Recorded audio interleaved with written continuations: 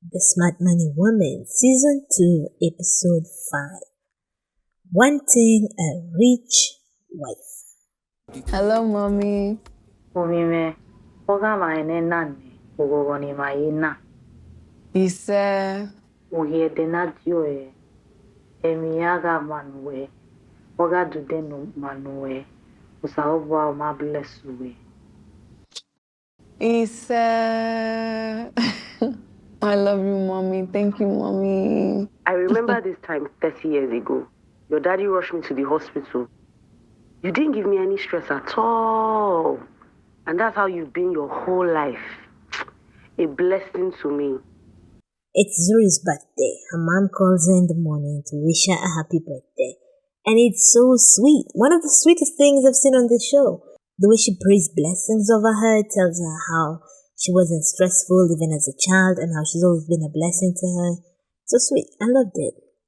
How about you let me know if there are any investment opportunities you think I'd be interested in? A few come to mind. I'll send you an email. So how can I help? Your message said something about Zuri's birthday? Yeah. It's her birthday and I want to send some money to her investment accounts.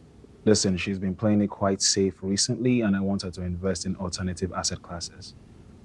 Crypto, maybe. So discuss with her, come up with something that makes sense and let me know. I just want her to diversify her portfolio, okay? Done and done. I'll set up a meeting with her next week to discuss some options. I think she should start by downloading the Luno app. User-friendly and fairly straightforward to understand. Okay, that makes sense. I'll talk to her about it. She can get her feet wet by learning about crypto on the app as well. You get the funds by close of business today. Speak soon. Hey, man. Hey. How far? I'm good. Guy, you're raising the bar. Now you're buying crypto for babes? I want a rich wife. Assets over liability. That's nice. Just don't let Banker hear about it before she gets any ideas. Speaking of Banker, how's the wife? Hey? Brace yourselves for this one, friends. Tsola is on the phone buying Zuri a gift for her birthday. He's depositing money in her investment account. He tells the investment manager person that Zuri's been playing it too safe and he wants her to flex a little, try something like crypto. It's bad enough that the show is promoting a crypto app given that 80% of the people who've invested in crypto report losing money. 80%. That's not something you should be marketing to young people or people who cannot afford to lose money. Anyway, that's not what knocked the breath out of me. In Luo we say imakodoga, which is you have covered my mouth, held my mouth, as in I have no words, I am speechless. This is what did that to me. Gbadegbo is seated waiting for Tsola to finish his call. After he hangs up, Gbadegbo says, "Guy, you're raising the bar. Now you're buying crypto for babes." Tsola replies, "I want a rich wife. Assets over liabilities." Yo, Jesus. Okay. Hey. Tsola tells his friend, whose wife is definitely a liability, financially and otherwise, that he wants a rich wife, assets over liabilities. How are these people friends? No, really. How are they friends? Gbadegbo is going through some rough financial times, and you're going to sit across from him and father call his wife a liability? Okay. Anyway, that's not of consequence. What matters here is the idea that a rich wife is an asset. Class, let's do this one together. If a wife can be an asset or a liability, and a rich wife is an asset, what is the opposite of a rich wife? A not rich one. What does that make a not rich one? A liability. Okay, if you're watching this show and you're married, I'd like to give you some time to consider whether by the metrics of the show, you are a liability or an asset. My favorite girl Ladun is missing this season, and so is Bode. R.I.P. Karibi Fubara. Still, I want to bring her back. Do you think Bode would consider Ladun an asset or a liability? She doesn't have a job, earns no money of her own, and actually specializes in spending his money. Do you think he considers her an asset or a liability? I think Bode would flat out knock out anybody who dared to suggest that Laden was a liability. This is the problem with capitalism. Even relationships are spoken of in the language of the market. So now your wife, your partner, can be an asset or a liability. Even worse, in the context of this show, a rich wife is an asset, which means a poor one is a liability. This is steeped in misogyny and classism. It is astonishing. The lack of situational awareness is dumbfounding. How, in a country with majority poor women, poor wives, do you suggest that a poor wife is a liability? That a wife who doesn't contribute financially is a liability? Where do you get the guts to do that? Already, men think of women as people who just eat their money. In this country, Kenya, women have been killed for allegedly eating men's money. I will never stop talking about Ivy, a university student who was hacked to death by a classmate who sent her money that she sent back. After her gruesome murder, people warned women against eating men's money. Already men think women are gold diggers who just eat their money. These ideas are not benign. They are dangerous. They lead to the abuse and murder of women. Now, here we have a character praising a rich woman as not being a liability. Those two are different sides of the same misogyny coin. A valuable woman is one who has her own money, not a liability who just spends his money, which is generally what women do, eat men's money.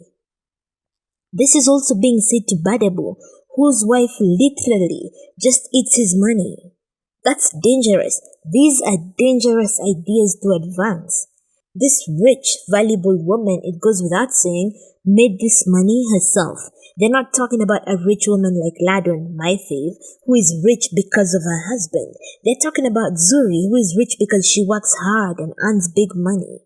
That means she works outside the home. So here we have the usual patriarchal theme of devaluing women's labor. Women are only valuable if they are rich, if the market values their labor. The things that married women do for their husbands that cannot be quantified in market terms are of no consequence.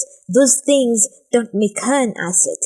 All the emotional labor and domestic labor women do that allows men's lives to flow smoothly so that they can do other things, that labor does not matter. Researchers continue to insist that men benefit more from marriage, and in fact, marriage may not be beneficial to women, yet we continue to pretend that that's not the case. Married men are happier, healthier, and wealthier than single men. They live longer and less likely to engage in reckless behavior, and get this, have stronger bones and improved cancer outcomes. Where are married women on this happiness and well-being index? Divorced men are at a higher risk of suicide than divorced women. And get this, married women's rate of suicide is as high as that of divorced men. That's how married women are doing, happiness-wise. On the health outcome scale, married men leave their sick wives all the time. It's almost a guaranteed outcome for women with serious or chronic illnesses. How about when it comes to labor? All types of mothers, married, cohabiting, single, divorced, spend about the same amount of time on childcare, between 115 to 120 hours per week, with married women coming in at, you guessed it, the upper limit of 120 hours per week. Let's talk about housework. Per week, divorced mothers spend about 201 hours on housework, married women 209 hours, and cohabiting mothers for the win at 243 hours. I guess cohabiting mothers are still trying to prove something so that they can get the ring. Show the man that they are not a nag by not requiring him to contribute to housework. If these women spend a comparative amount of time on childcare, why do you think heterosexual partnered women have more housework? If you guessed men, go to the head of the class. Men create more work, plus they don't do the work they would ordinarily do as an adult person. So the woman takes that up. It becomes her burden so that he can be happier with more time to just chill and enjoy life. Fun fact, when women live with a woman, she ends up doing less housework. So it's not that there's another adult in the house. It's that in the case of a heterosexual male partner, you have a useless partner in the home. Let's talk about leisure time. Working husbands spend 2 more hours on leisure than their employed wives do. For couples with young children, employed husbands spend about 24.6 hours on leisure, while their employed wives spend 20.1 hours, a difference of 4.5 hours every week. How bad is it for single mothers who don't have support? Not bad at all, actually. Single mothers not only do less housework than married women, they also have more leisure time and sleep longer. Literally, not having a man in the house decreases the amount of work you have to do, increases the free time you have, all while you spend a comparative amount of time caring for your children. Men are so busy talking about wanting a woman who is an asset when they are the liability. The value women bring to men's lives is so immense, it literally increases their life expectancy and overall health. And a nigga wants to suggest that a woman's worth as a wife is in any way linked to whether she has her own money?